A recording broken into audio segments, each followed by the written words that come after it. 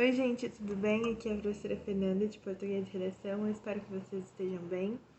Bom, como vocês sabem, nós estamos nos encaminhando para o nosso recesso de fim de ano e estamos fazendo uma pequena revisão de alguns pontos que nós levantamos ao longo desse ano. Hoje a gente vai dar continuidade a essa nossa série de 3 aulas de revisão e essa é a nossa segunda aula. Hoje nós vamos trabalhar basicamente 4 temas. Tema das normas, da variação, tema dos elementos coesivos e o tema da pontuação. Bom, com relação às normas e a variação, vou começar pela variação porque eu acredito ser mais fácil de exemplificar e explicar para vocês. Então, a variação linguística nada mais é que uma noção que nós temos, né, de que existe um fenômeno na língua que, como posso dizer, viabiliza não, que viabiliza, vou dizer a palavra viabilizar, que viabiliza que as realizações linguísticas que determinado falante faça com relação ao que um outro faz, variem entre si, né? Mesmo se tratando de uma mesma língua, existe variação. E nós sabemos também que essa variação ela existe por diversos motivos, né? Sendo motivos linguísticos ou motivos extralinguísticos. Mas a grande maioria deles são extralinguísticos. Assim que nós vamos ter 4 tipos diferentes de variação. A variação diatópica, que tem a ver com de onde essa pessoa é, né, de qual região ela é. Diafásica, que tem a ver em que modo, digamos assim, ela está falando, que fase ela está falando, se é uma fase mais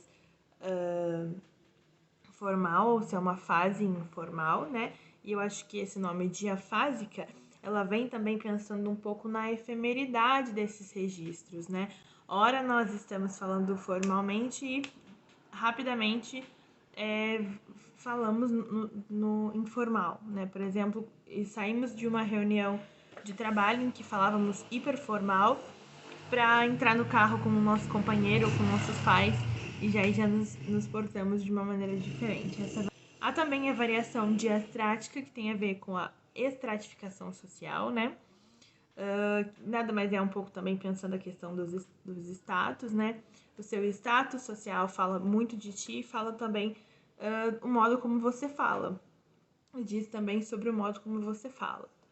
E essa variação, eu gosto bastante de estudá-la e acho que uma explicação, não sei se tão científica, mas um pouco observacional sobre isso, é que na medida que os grandes, que os grandes centros urbanos e que a população mais privilegiada se fecha, né, no seu mundo, a população menos privilegiada ela acaba tendo que criar recursos, inclusive recursos comunicativos. E é por isso que a gente tem uma variedade relacionada à estratificação social. Por fim, a variação diacrônica, que tem a ver com essa passagem de tempo, né? O exemplo mais claro e rápido que eu venho à minha cabeça é a passagem de voz-me para você, né? Tudo isso visando, então, uma economia de linguagem, né? Cada vez mais nós nos comunicamos e usamos menos palavras, claro, salvo em situações específicas, como congressos e esse tipo de coisa. Então, a gente vai ter também agora o estudo das normas. Norma nada mais é do que um determinado uso regular e repetitivo que os falantes fazem. O fato deles repetirem o mesmo uso faz com que se possibilite transformar isso numa norma, ok? E aí nós vamos ter 3 tipos de norma: norma padrão, norma culta e a norma popular, ok? A norma padrão é aquela que se refere a um uso idealizado.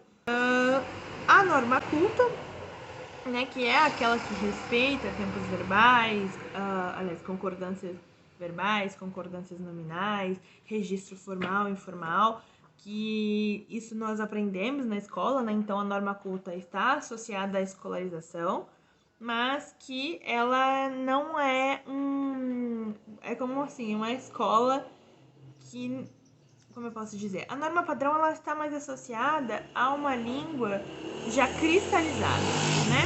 A norma culta, por sua vez, está associada a essa língua valorizada socialmente, mas que entende-se como alienável, sabe? E variável.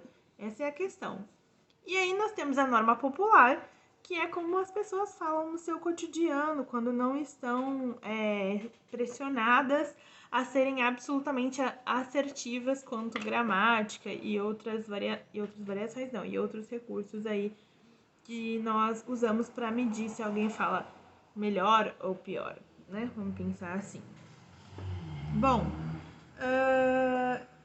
voltando ainda para essa questão de normas e variação, eu acho importante que a gente perceba que existe um dilema entre falar certo e falar errado, né? E esse dilema,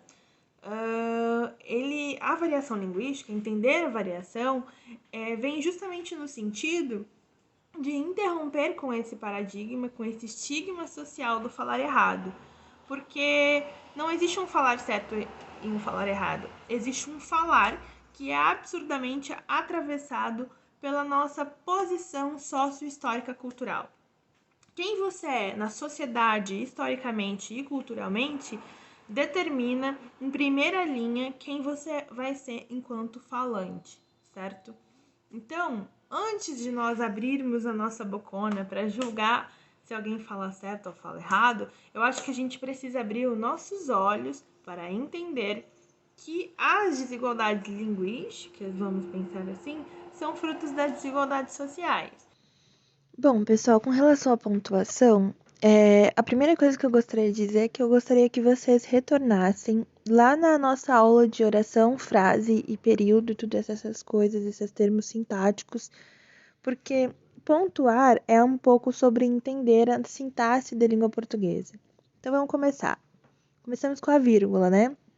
Ela é utilizada então para separar termos, né, que possuem a mesma função sintática na oração. Também é utilizada para isolar o vocativo, o aposto e termos que antecipam algum tipo de coisa, por exemplo, como o adjunto, aliás, complemento ou adjunto, né? Então, é o que estou falando. Voltar na aula de sintaxe é fundamental para entender todas essas questões, certo? Pontos, por exemplo, né? A gente vai ter o ponto final, ponto de interrogação. Ponto final é utilizado, então, quando você quer dar fim, né? No caso, é uma pausa total, né, da fala, interrupção total do enunciado. Ponto de interrogação, quando você quer fazer uma pergunta, fazer uma interrogação, uma indagação, né?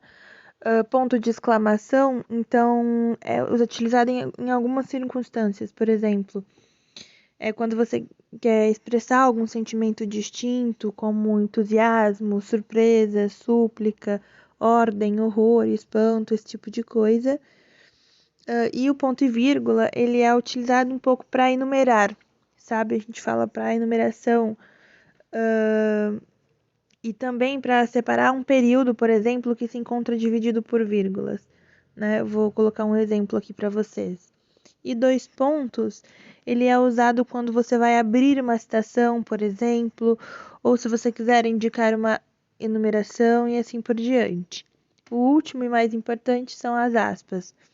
Bom, as aspas nós utilizamos muito, né, em redação quando queremos fazer citações e também quando a gente vai utilizar expressões estrangeiras ou neologismos, a gente sempre recomenda que se utilize aspas.